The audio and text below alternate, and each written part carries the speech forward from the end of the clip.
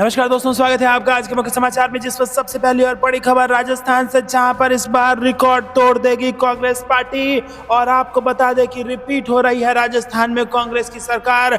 चल रही है गहलोत की जादूगरी और रिकॉर्ड तोड़ने वाली है कांग्रेस राजस्थान में। भाजपा को होगा सुपड़ा साफ। दूसरी खबर में जिक्र होगा कि छत्तीसगढ़ में भूपेश बघेल मारेंगे बाजी और यहाँ पर जनता के मूड ने उड़ा दी है बीजेपी की नींद। तीसरी खबर में जिक्र होगा कि बहन के बाद अब भाई आ सकते हैं राजस्थान। प्रियंका गांधी के बाद यहां पर 52,000 बूथ अध्यक्ष और कार्यकर्ता को आमंत्रित करके आएंगे भाई राहुल गांधी और चुनावी तैयारी जोर शोर पर। इसके साथ चौथी खबर में आपको बताएंगे कि कुछ टीवी एंकरों का बाइकआउट करेगा इंडिया गठबंधन। लिस्ट जारी करने की है तैयारी। मीडिया से भी, या फिर यूं कहिए कि गोदी मीडिया से भी लड़ाई में इस वक्त इंडिया गठबंधन है शामिल। और साथ ही साथ पांचवी खबर में जिक्र होगा कि बीजेपी दफ्तर में G20 के जश्न पर पवन खेड़ा का बड़ा बयान। बोले शहादत वाले दिन बादशाह के लिए जश्न की महफिल सजी थी। जी हाँ दोस्तों, आपको बता दें कि जम्मू कश्मीर से जो खबर आई उसने देश को निराश कर दिया। देश उदास है, लेकिन भाजपा के दफ्तर में यहां पर जश्न चला था, जिसके बाद कांग्रेस पार्टी ने घेर लिया है बीजेपी को। आपको क्या कुछ लगता है कमेंट में जरूर बताइए। खबर में आगे बढ़ने से पहले वीडियो को लाइक, चैनल को सब्सक्राइब करके बेल आइकन दबाइए और कमेंट में लिखे जय हिंद। रुक करते हैं सबसे पहली और बड़ी खबर की तरफ, जिसमें आपको बता दें कि राजस्थान में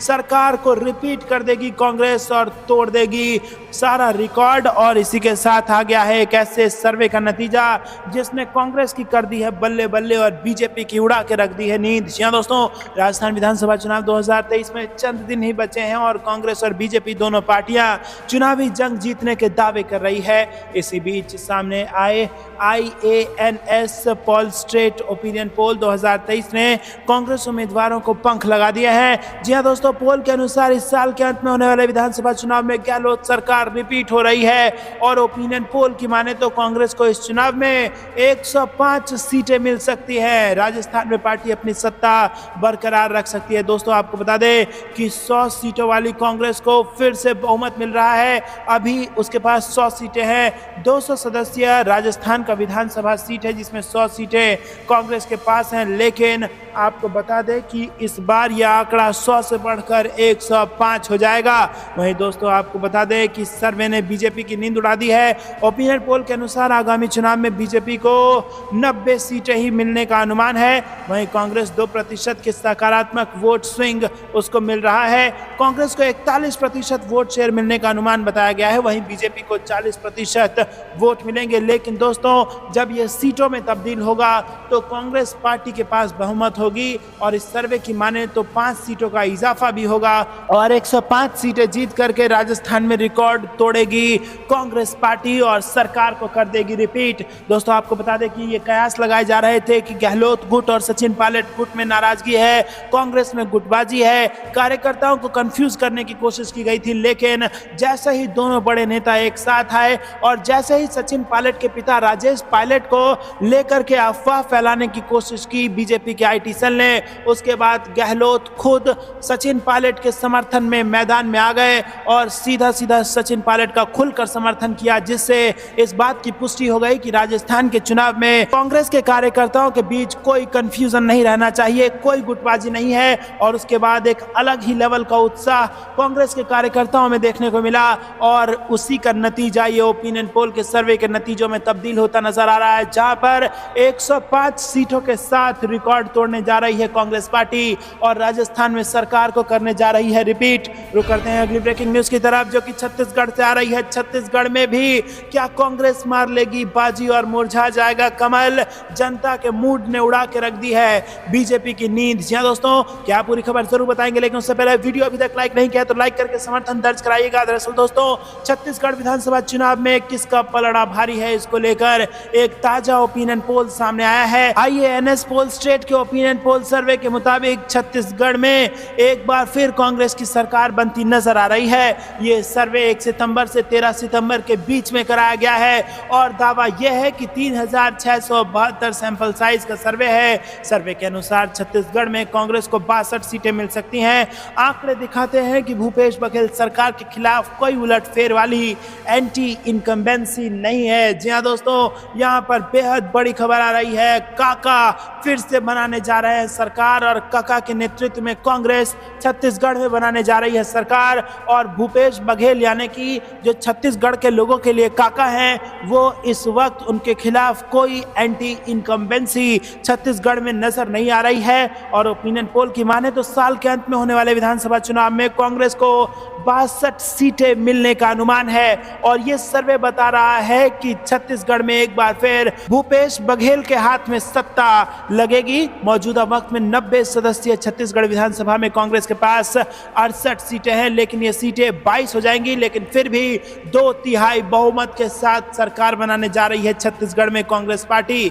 जी हाँ दोस्तों, सर्वे में छत्तीसगढ़ के मुख्यमंत्री भूपेश बघेल को 60% की मजबूत रेटिंग मिली है। जी हाँ दोस्तों, सूबे की आवाज ने बघेल को सबसे लोकप्रिय मुख्यमंत्री उम्मीदवार के रूप में, छत्तीसगढ़ की जनता ने बघेल को सबसे लोकप्रिय मुख्यमंत्री उम्मीदवार के रूप में समर्थन दे दिया है। और सर्वेक्षण में 50% उत्तरदाताओं ने बघेल के प्रदर्शन को एक मुख्यमंत्री के रूप में बेहतर बताया है। तो दोस्तों, यहाँ पर ऐसा कहा जा सकता है कि छत्तीसगढ़ के मुख्यमंत्री भूपेश बघेल ने छत्तीसगढ़ की जनता का दिल जीत लिया है। आपको क्या कुछ लगता है कमेंट में बताइए। वीडियो अभी तक लाइक नहीं किया तो लाइक कीजिए, चैनल को सब्सक्राइब कीजिए। रुक करते हैं ब्रेकिंग न्यूज की तरफ। बहन के बाद अब भाई राहुल गांधी आ सकते हैं राजस्थान। 52,000 बूथ अध्यक्ष और कार्यकर्ता इसमें होंगे शामिल। जी हाँ दोस्तों, जबरदस्त जन सैलाब के बीच में दहाड़ेंगे राहुल गांधी और मौका होगा राजस्थान चुनाव प्रचार का। जी हाँ दोस्तों, आपको बता दें कि लगातार प्रियंका गांधी तमाम राज्यों के चुनाव प्रचार में जुटी हुई है, जमीनी स्तर पर मेहनत कर रही हैं और आधी आबादी यानी कि महिलाओं के वोट बैंक को प्रियंका गांधी के जरिए साधा जा सकता है। लेकिन अब भाई राहुल गांधी भी पहुंचने वाले हैं राजस्थान। राहुल गांधी का 23 सितंबर को जयपुर दौरा प्रस्तावित है और कांग्रेस पार्टी राहुल गांधी के इस दौरे पर प्रदेश भर के बूथ अध्यक्षों का सम्मेलन करने की तैयारी में जुटी है। चुनावी साल में संगठन को बड़ा मैसेज देने राहुल गांधी आएंगे। राहुल गांधी आदिवासी बहुमूल्य जिले बांसवाड़ा में अपने दौरे पर जनसभा से पहले ही चुनावी शंखनाद कर चुके हैं। दोस्तों, आपको याद होगा आपसे 5 साल पहले जब राजस्थान राहुल गांधी आए थे तो जबरदस्त दहाड़ लगाई थी और इसी के साथ नीरव मोदी को जमकर घेरा था। नीरव मोदी को देश का चोर तक कह दिया था। और दोस्तों, उसके बाद फिर जब उन्होंने इस प्रकार का बयान दिया तो उनकी सदस्यता भी चली गई थी, जो कि वापस हो चुकी है। लेकिन फिर भी यहाँ पर राहुल गांधी के तेवर एकदम वही हैं और राजस्थान में जो 2018 में तेवर थे चुनाव के वक्त, वही तेवर अगर फिर से उन्होंने अपना लिया तो राजस्थान में सत्ता रिपीट कर जाएगी कांग्रेस और तोड़ देगी रिकॉर्ड। वहीं दोस्तों, आपको बता दें कि प्रियंका गांधी भी जमीनी स्तर पर लगातार मेहनत कर रही हैं और पिछली बार जब प्रियंका गांधी राजस्थान पहुंची थी तो सचिन पायलट ने 2 टूक कहा था कि प्रियंका गांधी जहां जहां जाती हैं और कांग्रेस के लिए प्रचार करती हैं, वहां वहां कांग्रेस पार्टी को फायदा होता है और कांग्रेस पार्टी की वहां जीत होती है। तो राहुल गांधी, प्रियंका गांधी दोनों ही इस वक्त जमीन पर हैं, जमीनी स्तर पर कार्य कर रहे हैं और राजस्थान, मध्य प्रदेश, छत्तीसगढ़, हरियाणा सरीखे तमाम राज्यों में कांग्रेस की सरकार बनाने की जुगत में है। और अगर इन राज्यों में कांग्रेस को कामयाबी मिली तो 2024 की जो चुनावी जंग है उसमें कांग्रेस के लिए काफी ज्यादा आसानी हो जाएगी और इंडिया गठबंधन के भीतर भी कांग्रेस की दावेदारी काफी ज्यादा बढ़ जाएगी। आपको क्या कुछ लगता है कमेंट में बताइए। वीडियो लाइक कीजिए। दोस्तों, रुक करते हैं अगली ब्रेकिंग न्यूज की तरफ। कुछ टीवी एंकरों का बाइकआउट करेगा इंडिया गठबंधन, लिस्ट जारी करने की तैयारी। जी हाँ दोस्तों, इंडिया यानी नया विपक्षी गठबंधन अब टीवी शो और न्यूज एंकरों को बाइकआउट करने की तैयारी में है और गोदी मीडिया के खिलाफ सीधा लड़ाई का ऐलान इस वक्त न केवल कांग्रेस ने बल्कि तमाम विपक्षी दलों ने इसका ऐलान कर दिया है। इंडिया गठबंधन अब गोदी मीडिया से लड़ेगा, उन एंकरों से लड़ेगा जो भाजपा का चरण वंदन करते हैं। जी हाँ दोस्तों, इतना ही नहीं, एक लिस्ट भी जारी करेगा और उन एंकरों के शो में आपको सिर्फ भाजपा के प्रवक्ता मिलेंगे और विपक्ष का एक भी प्रवक्ता नहीं मिलेगा, क्योंकि ये केवल कांग्रेस या फिर समाजवादी पार्टी या फिर जेडीयू आरजेडी का फैसला नहीं है, ये इंडिया गठबंधन का फैसला है जिसमें तमाम विपक्षी दल के नेता हैं। अगर इंडिया गठबंधन सामूहिक रूप से यह फैसला ले लेता है कि गोदी मीडिया के एंकरों से बात नहीं कर रही है तो इसका मतलब बेहद बड़ा नुकसान न केवल गोदी मीडिया की साख पर बल्कि बीजेपी को भी, क्योंकि कहीं ना कहीं यहाँ पर मीडिया का इस्तेमाल करके बीजेपी सत्ता हासिल करने के लिए जानी जाती है और अब उसी मीडिया पर पहला अटैक इंडिया गठबंधन का होने वाला है। तो दोस्तों, क्या आपको भी ऐसा लगता है कि यह सही वक्त है जब गोदी मीडिया से पहले लड़ाई लड़नी होगी और उसके बाद 2024 की जंग के लिए अपने आप को इंडिया गठबंधन को तैयार करना होगा? कमेंट में अपनी राय जरूर बताइए। वीडियो अभी तक लाइक नहीं किया है तो लाइक कीजिए और दोस्तों साथ ही साथ कमेंट में आप हमें यह भी बताइए कि आप क्या चाहते हैं, किन एंकरों को गोदी मीडिया की लिस्ट में, गोदी एंकरों की लिस्ट में डाला जाए। अपनी राय, कीमती राय हम तक जरूर कमेंट में पहुंचाइएगा। रुक करते हैं अगली ब्रेकिंग न्यूज की तरफ। बीजेपी दफ्तर में G20 के जश्न पर पवन खेड़ा का बड़ा बयान। बोले, शहादत वाले दिन बादशाह के लिए जश्न की महफिल सजी थी। जी हां दोस्तों, एक तरफ जहां पूरा देश निराश है, नाराज है, हताश है और ये चाहता है कि जिस किसी ने भी हमारे सूरवीरों को शहादत दी है उन सबको मिट्टी में मिला दिया जाए, नेस्त नाबूद कर दिया जाए, लेकिन वहीं दूसरी तरफ बीजेपी के दफ्तर में जश्न का माहौल है और वो जश्न G20 का जश्न है जो अब खत्म हो चुका है। और जिस G20 की तैयारी के लिए दिल्ली की गरीबी पर हरा पर्दा लगाया गया था, उसका जश्न भाजपा के दफ्तर में मनाया जा रहा है, जिसको लेकर कांग्रेस पार्टी जबरदस्त तरीके से एग्रेसिव है। और पवन खेड़ा ने तीखे शब्दों का प्रयोग करते हुए कहा है कि शहादत वाले दिन बादशाह के लिए जश्न की महफिल सजी थी। जी हाँ दोस्तों, आपको बता दें कि कश्मीर के अनंतनाग जिले में आतंकियों के साथ मुठभेड़ में सेना के कर्नल, मेजर और जम्मू कश्मीर पुलिस के DSP की शहादत को लेकर कांग्रेस ने PM मोदी पर हमला बोला है। पार्टी प्रवक्ता पवन खेड़ा ने माइक्रो ब्लॉगिंग साइट X पर लिखा कि आज जिस समय सीमा पर हमारी सेना के 3 अधिकारियों के शहीद होने की दुखद खबर आ रही है, उसी समय भाजपा हेडक्वार्टर में बादशाह के लिए जश्न की महफिल सजी थी। चाहे कुछ भी हो जाए, प्रधानमंत्री अपनी वाहवाही को टाल नहीं सकते। इससे पहले मंगलवार को PM मोदी ने विदेश मंत्रालय में उन अधिकारी और कर्मचारियों से मुलाकात की थी जिन्होंने G20 के सफल आयोजन में बड़ी भूमिका निभाई थी और PM ने उनकी मेहनत की सराहना भी की थी। दोस्तों, इससे पहले भी आपको बता दें कि 2019 में जब पुलवामा में हमला हुआ था, जिससे हमारे सैनिक जिसमें शहीद हो गए थे, उस समय प्रधानमंत्री मोदी बियर ग्रिल्स के साथ मैन वर्सेस वाइल्ड की शूटिंग पर थे और इस प्रकार के भी आरोप कांग्रेस पार्टी पहले लगा चुकी है। और अब फिर से चुनाव निकट है, पाकिस्तान की साजिश जम्मू कश्मीर में देखी जा सकती है और उसके बाद अब फिर से वही रवैया इस बार इस्तेमाल करना क्या बीजेपी को नुकसान पहुंचा देगा? आपको क्या कुछ लगता है, कमेंट में जरूर बताइए। दोस्तों, रुक करते हैं अगली ब्रेकिंग न्यूज की तरफ। लखनऊ में सड़कों पर उतरे हजारों वकील, सरकार और अधिकारियों का पुतला फूका। जी हां दोस्तों, आपको बता दें कि हापुड़ में 29 अगस्त को अधिवक्ता पर हुए लाठीचार्ज के विरोध में लखनऊ में हजारों की संख्या में वकील संस्थान भवन चौराहे नारेबाजी करते हुए पहुंचे। इस दौरान वकीलों ने अधिकारियों और सरकार का पुतला भी फूका। प्रदर्शन करते हुए हजरतगंज की तरफ बढ़ रहे हैं और बीच में पुलिस के रोकने पर वकीलों की झड़प भी हुई। प्रदर्शन को देखते हुए हजरतगंज चौराहे पर बैरिकेडिंग लगाकर रास्ता बंद कर दिया और गाड़ी को डाइवर्ट कर दिया गया। उग्र प्रदर्शन को देखते हुए भारी संख्या में फोर्स तैनात है। जहां दोस्तों हजारों वकील सरकार और शासन के खिलाफ नारेबाजी कर रहे हैं। लखनऊ बार एसोसिएशन के अध्यक्ष सुरेश पांडे, महामंत्री कुलदीप नारायण मिश्र समेत कई सारे यहां पर अधिवक्ताओं ने बैठक की है। दोस्तों, रुक करते हैं अगली ब्रेकिंग न्यूज की तरफ। मुख्यमंत्री अचानक ग्रीनफील्ड एयरपोर्ट की जमीन देखने पहुंचे तो हो सकता है बड़ा फैसला। जी हां दोस्तों, आपको बता दें कि कोटा प्रवास के दौरान सुबह मुख्यमंत्री अशोक गहलोत अचानक शंभूपुरा पहुंचे और यहां ग्रीनफील्ड एयरपोर्ट की प्रस्तावित जमीन देखी और इसी प्रगति के बारे में जानकारी ली। वहीं दोस्तों, अधिकारियों ने नक्शे से जमीन के बारे में पूरी जानकारी दी। मुख्यमंत्री के दौरे के बाद ग्रीनफील्ड एयरपोर्ट को लेकर बड़ा फैसला होने की संभावना जताई। रुक करते हैं अगली ब्रेकिंग न्यूज की तरफ। घमंडिया के जवाब में गंदा, कांग्रेस का PM मोदी पर काउंटर अटैक, अडानी पर भी बीजेपी को घेरा। जी हां दोस्तों, इंडिया गुट की प्रमुख पार्टी कांग्रेस के नेता जयराम रमेश ने गुरुवार को विपक्षी इंडिया गुट पर प्रधानमंत्री नरेंद्र मोदी के तंज पर निशाना साधा। मध्य प्रदेश में एक बार फिर PM ने विपक्षी इंडिया गुट को घमंडिया कहकर तंज कसा। इसका पलटवार करते हुए कांग्रेस नेता जयराम रमेश ने एनडीए गठबंधन को उद्योगपति गौतम अडानी से जोड़ते हुए निशाना साधा है। रमेश ने एनडीए गठबंधन को GANDA कहा है, यानी कि गंदा कह दिया है। वहीं दोस्तों, चुनावी राज्य मध्य प्रदेश में एक सभा को संबोधित करते हुए PM मोदी ने एक बार फिर इंडिया गठबंधन पर निशाना साधा था और इसे घमंडिया गठबंधन कह दिया था। PM मोदी ने कहा कि हर किसी को सतर्क रहना चाहिए। दोस्तों, इतना ही नहीं, इसके बाद तो ये भी आरोप लगे कि भारत की सरकार भारत का नाम तक बदल देना चाहती है और इंडिया नाम से भारत की सरकार परहेज करने लगी है। लेकिन आपको बता दें कि अब इसको लेकर भी बैकफुट पर है बीजेपी और पीएम मोदी मौके बेमौके ये कहते रहे हैं कि सनातन के मुद्दे पर घेरो, इंडिया वर्सेस भारत के मुद्दे पर मत घेरो।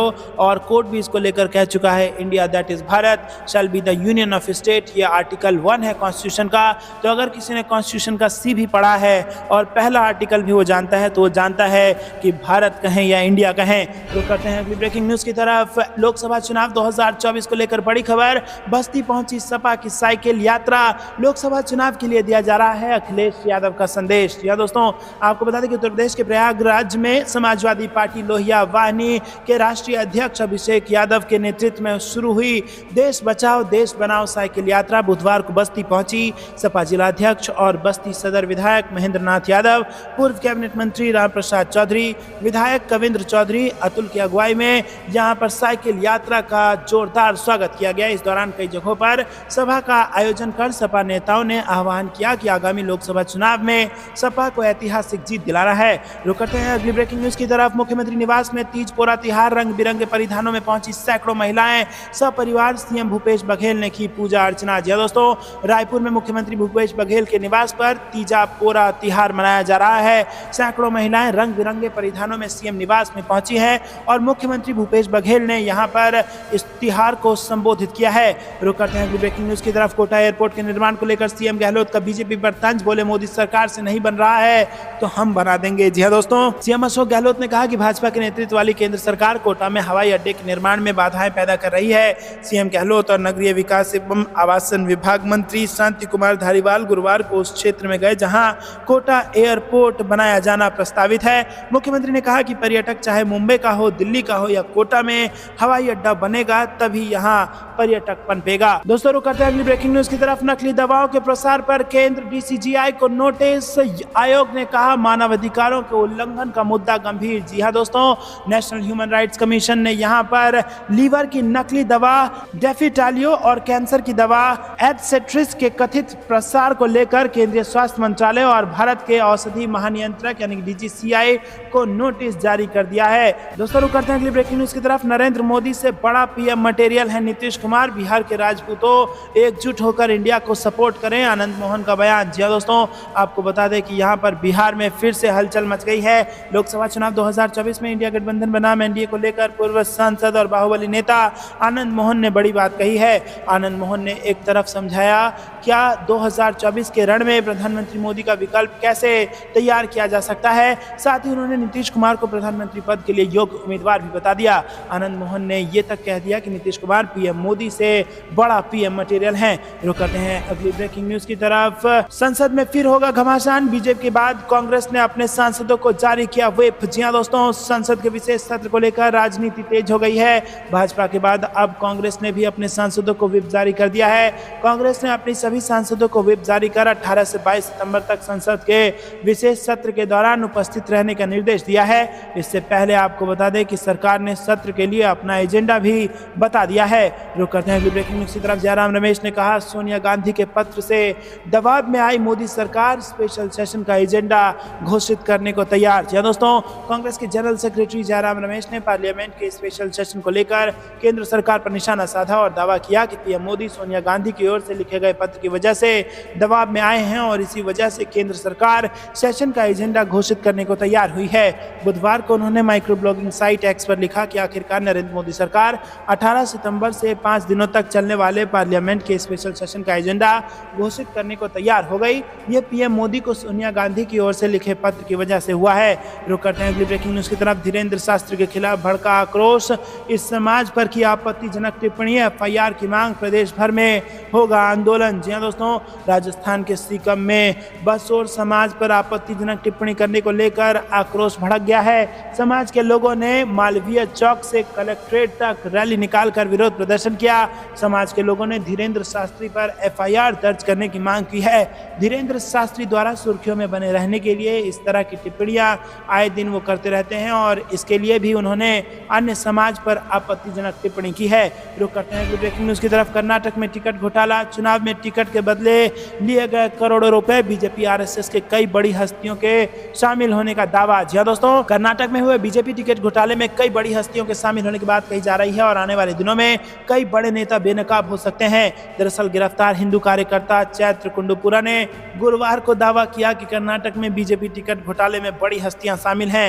रुक करते हैं अगली ब्रेकिंग न्यूज की तरफ। नूह हिंसा में सरकार की कार्यशैली से नाराज बजरंग दल पदाधिकारियों ने दिया सामूहिक इस्तीफा। जी हाँ दोस्तों, आपको बता दें कि हरियाणा की नूह हिंसा में सरकार की कार्यशैली से नाराज बजरंग दल के पदाधिकारियों ने सामूहिक रूप से इस्तीफा दे दिया है। ये पदाधिकारी नूह में हुई हिंसा पर सवाल भी खड़े कर रहे हैं और बजरंग दल कार्यकर्ताओं ने सरकार के सामने मोनू मानेसर को रिहा करने और कांग्रेस विधायक मामन खान को गिरफ्तार करने समेत 6 मांगे रखी हैं।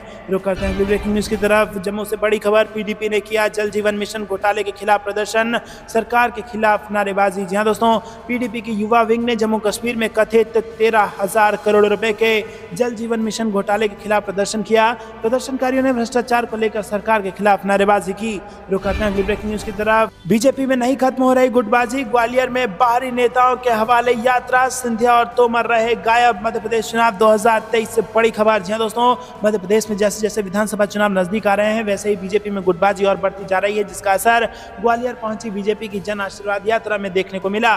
ग्वालियर में मौजूद यात्रा में अंचल के नेता सिंधिया और तोमर ही नदारद रहे, जिसके चलते लोगों और कार्यकर्ताओं में भी उत्साह कम नजर आया।